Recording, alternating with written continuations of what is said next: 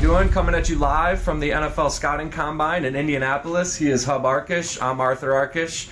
Yes, we've got the double Arkish formation trying to bring you all the latest from Indy this week. We've been here since Tuesday and a lot going on. So, a lot of the buzz has been both about the prospects that are here and kind of with free agency just now a week and a half away. Some big quarterback discussions. Just this morning, a report that Tyrod Taylor is now perhaps going to be released from Buffalo. He would deepen the quarterback pool. It's also expected to have guys like Tony Romo and Jay Cutler and Mike Glennon as well. And, maybe not quite as much excitement, Hub, after all the franchise tags were applied in terms of free agency.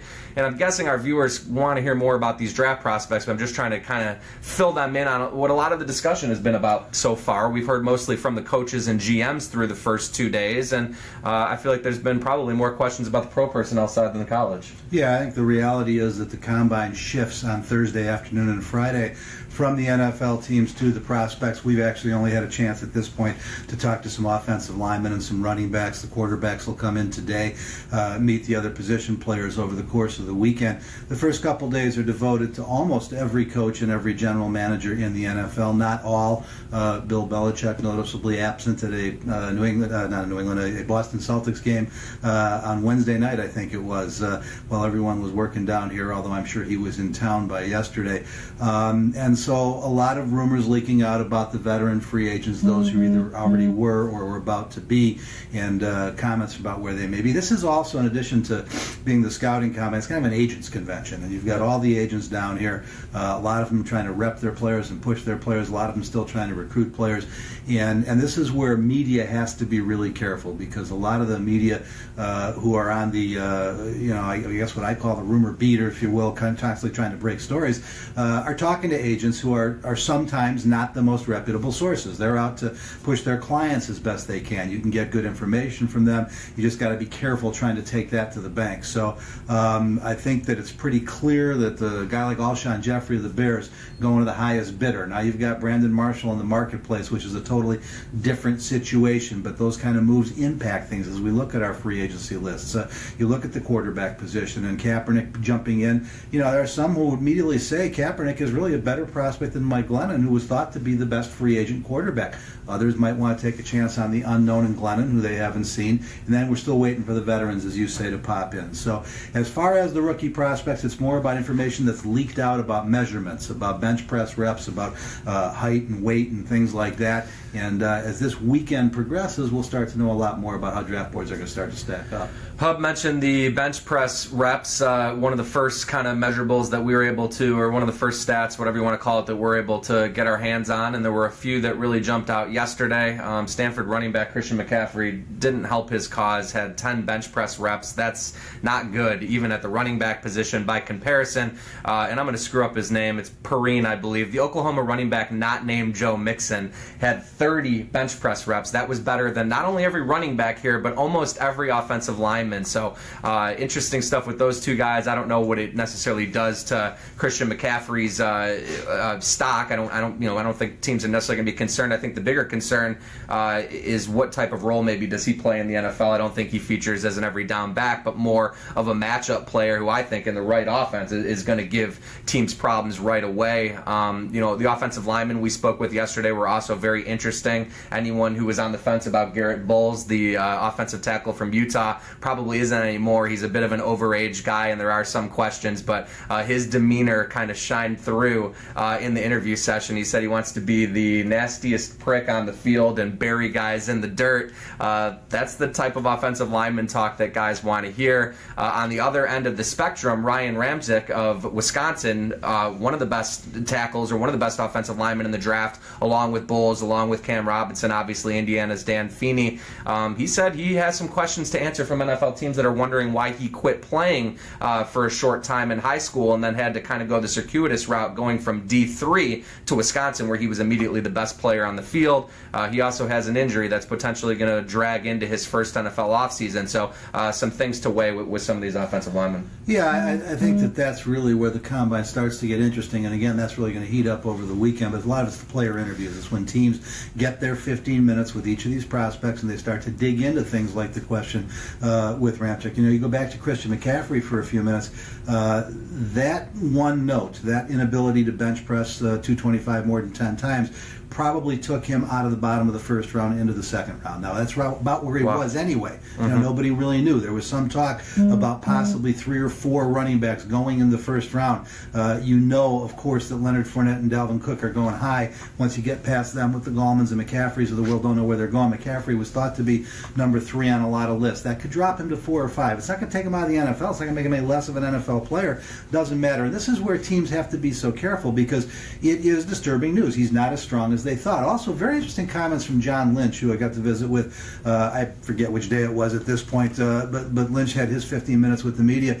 And, of course, a Stanford alum, was asked how he felt about McCaffrey choosing not to play in the bowl game. And John Lynch, who is a first-time GM, who's going to learn how this works in the room, did not pull any punches. He came right out and said that he was disappointed, not just for his school because he's an alumni, but for the kids on the team. He said it was something that a lot of NFL teams are going to have to come to grips with. He said it's not a practice he's particularly pleased with. So that's a couple of negative notes that you get. That's my phone ringing in the background, which is always hopefully there's some good info in here we'll be able to share with you. Yeah, let's not tell them who the agent is, but the bottom line, guys, is that the teams that are successful here at the Combine know where to draw the line between the worthwhile information and the situations you get that are not really relevant to football. And my favorite expression, depends on which guy you talk to, they talk about getting the players on grass. John Fox, the head coach of the Bears, likes to talk about working them out in their underwear. The bottom line, these guys are not here playing football. Okay, they played football for 2, 3, 4 years in college. There's plenty of tape. That's how they need to be judged relative to where you're going to draft them. That's how a guy like McCaffrey is going to be judged. But you only get so much off that tape. You then put a player in a range, and maybe you've got him slotted between 15 and 35 in the draft. That's where these notes about the bench press, these notes about what they had to say, these things that pop up in their background, that's where those things matter. You look at a player like Laramie Tunsil, who a lot of people thought was number 1 going into last year's draft. He dropped to 13. That wasn't something that happened at the Combine. That's not a workout issue. Those kind of moves are different. Here, it's just about how seriously do you take some of this stuff that is actually not part of football, but the measurables that you try and look at. You take a look at the team like the Atlanta Falcons, 2 great drafts back-to-back. The Kansas City Chiefs have had 2 great drafts because they took a chance on a guy named Tyreek Hill. They didn't learn anything about Hill here at the Combine. They just figured out, they did their homework, and they knew what to do. So it's all good stuff. You got to know how to measure it. I think, Arthur, the most interesting story I've heard is about Jonathan Allen, because Jonathan Allen is universally accepted as maybe the best player in the draft, certainly one of the top 3 or top 4. It's leaked out now that in his physical there was some minor arthritis discovered in both shoulders. That's not something that gets better. Now, that's an injury concern. That's different. That depends on how some teams' docs will look at him, but there are probably a few teams that had him as a top 5 pick that they just kind of drop him off the board unless he falls now to the bottom of the first round or into the top of the second round when you worry about the medicals. That's very interesting. That's also information that doesn't become as readily available to the public. I believe it was Pro Football Talk that initially had the report on Jonathan Allen's shoulder arthritis, and as Hub said, it's a concern because it doesn't get better over time. It's only going to get worse. Now, it's going to be viewed. It's going to be viewed differently, probably in all 32, draft rooms, or when all these clubs meet to get together on these players. They're all going to have different opinions on Jonathan Allen and how they want to handle the shoulder. And some maybe will be a little bit more gun shy because they've been burned in the past by similar injury situations. Some are going to be more willing to roll the dice. So we're not sure yet necessarily what this does to Jonathan Allen's draft stock, but it's pretty obvious it doesn't help his cause. Hub, what about the quarterbacks? I think we're in agreement that both Mitch Trubisky and Deshaun Watson probably made themselves some money this week. I know that was John Lynch's line as well, both coming in just a hair over 6'2", but there was some concern both may not get to that point. And I know Hugh Jackson said that that's kind of a deal breaker for him, although interestingly I believe Cody Kessler measured about 6'1.5" last year, so we'll see if Hugh had a chance to kind of rethink that quote from earlier in the week. But kind of your thoughts on the quarterbacks. Those are the 2 of the big 3, obviously. Patrick Mahomes, I believe, also came in at barely 6'2" as well. Deshaun Kaiser, I don't think, is going to have that problem. He's a bigger kid. Yeah, Deshaun Kaiser has been amongst the majority of veteran NFL scouting directors, the number one quarterback on the list for a long time, and this is one of the principal reasons. You know what you're getting. 6'3.5", maybe 6'4", 230 pounds, ran a pro-style offense at Notre Dame. All the things you worry about that can go wrong with a prospect coming out of college these days because of the spread offenses and the athleticism, none of those questions about DeShone Kizer. The other top two have all those questions. Now, I actually studied Hugh Jackson's comments a little bit because I used some of them in a piece I did the other day. He didn't say it was a deal breaker. He said, but ideally, everybody who's done well in the NFL has been 6'2" or better. So it was key for Trubisky and Deshaun Watson to measure that way. I talked to one NFL scouting director yesterday who told me that a lot of people were wondering about Watson because they listed him at 6'2", 215 in the program. Most people thought he was more like 6 foot, 6 foot half an inch, no better than 205. He apparently measured in at 6'2 and an eighth and 223 pounds. And a lot of scouts were really pleased to see that. That's one of the question marks that will now be taken off him. Trubisky barely cleared 6'2". That's okay. It's a good thing, but it's not a great thing. You'd still rather they were 6'3 or 6'4. Mahomes is in a different class of these guys, and the fact that he's barely 6'2 is not going to go well for him, particularly because he came out of kind of the most gimmicky offense of the three. But then the reports surfaced, and we don't know. We try and report them. We try and credit where they come from. Mary Kay Cabot is one of the senior writers on the Cleveland Browns beat, and she's been reporting for 48 hours now that according to her sources, the Browns are leaning towards taking Mitch Trubisky with that number one overall pick. I don't see that. I don't see how you can do that, particularly when you've got the 12th pick. But we are talking about the Cleveland Browns, so we're not going to rule that possibility out. These are the stories that get started here at the Combine. The ones that get legs are because people take them and run with them without sourcing them. We've been working it last night and this morning. I think Mary Kay is a really good reporter. I'm not saying, obviously she's got it from a good source.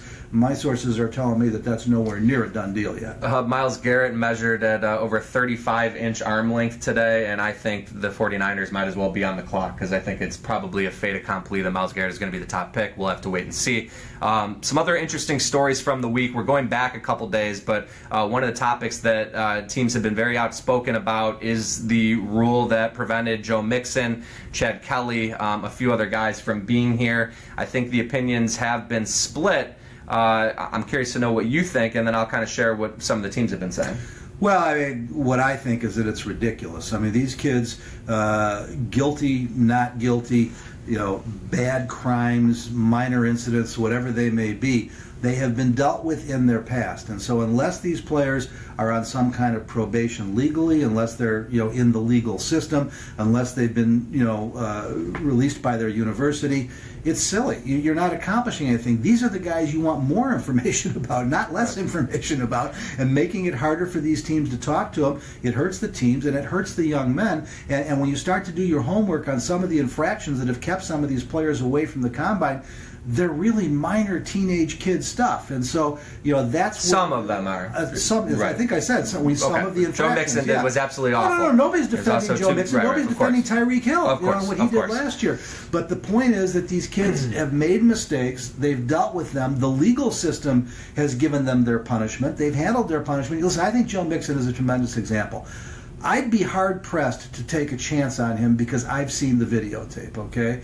But that said, he has taken full ownership of an incident over 2 years ago. He's apologized every way he can. He has served his probation, and he's trying to be a better man. Now, that doesn't mean everybody's got to give him the chance to do it in their town. It doesn't mean you got to trust him. But he's doing all the right things. And so to punish him by not allowing him to be here, it hurts the league's ability to determine whether or not he's going to be a good citizen in the league. Because I'll tell you this, Joe Mixon's going to be in the league. The question is, where's he going to be? He's going to get drafted higher than Tyreek Hill, too, I think, based purely on talent and the effect that Hill had on the Chiefs last year. We talked with John Dorsey about that decision, about the process of vetting Tyreek Hill. He said it took about 4 months, and they turned over every stone imaginable, and that they had a program in place for once Tyreek arrived in Kansas City. And I think that's huge, because if you're gonna take that type of PR, that type of organizational gamble, you better be equipped to handle him and make sure you're going to continue his rehabilitation process. And John Dorsey had nothing but wonderful things to say about the way that Hill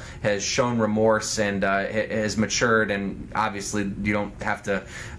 It's pretty obvious what he did on the football field with 12 all-purpose touchdowns. So, just to kind of keep going quickly on that topic, Bob Quinn, the Lions general manager, was as adamant about as any team in saying he was really disappointed that Mixon and others weren't here. He thought it was unfair. I think he meant more for the teams who now are going to have to jet set all over the country if they don't choose to use one of their 30 visits on bringing these guys in. But was really, in saying how disappointed and how unfair he thought it was, he definitely caught some headlines. Duke Tobin, the Bengals personnel director, was in a similar boat as Dan Quinn. But then you saw some kind of some old-timer guys, and well, Kevin Colbert has been doing this a long time, and John Harbaugh with the Ray Rice background. They both were in the NFL's corner on this and said that they kind of, they backed at the NFL's stance and that they're still going to be able to make sure they do all the research they have to on the issue. So we got a ton of Bears questions. That's just an inevitable thing. A lot of these guys want to know what you think about Mike Glennon,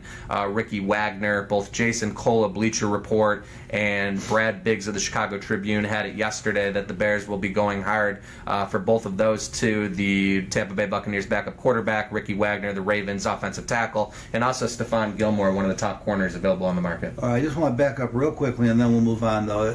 There's all the focus seems to be on Joe Mixon because of the story.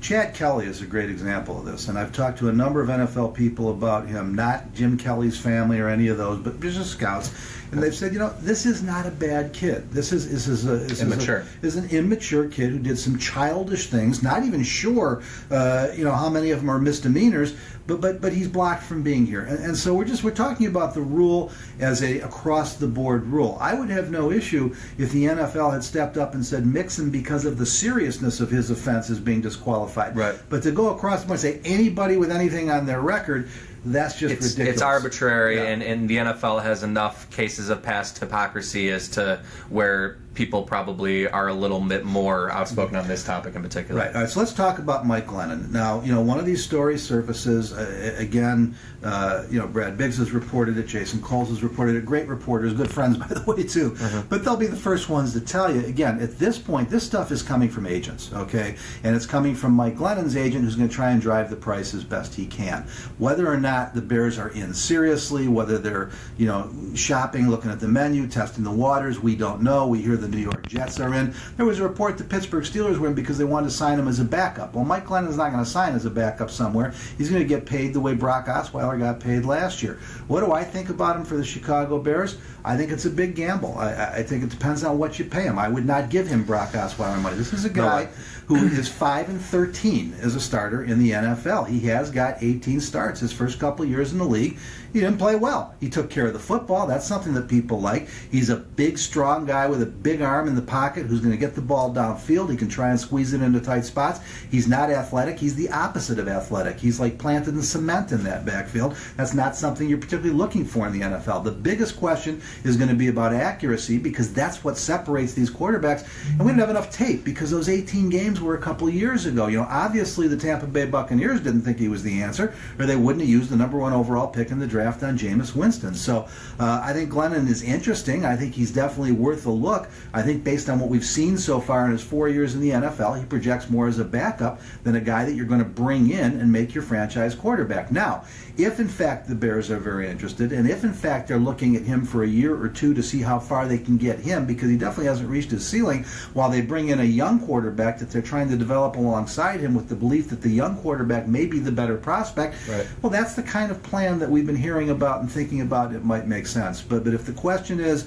do I think that Mike Glennon can do for the Bears what Jay Cutler never did?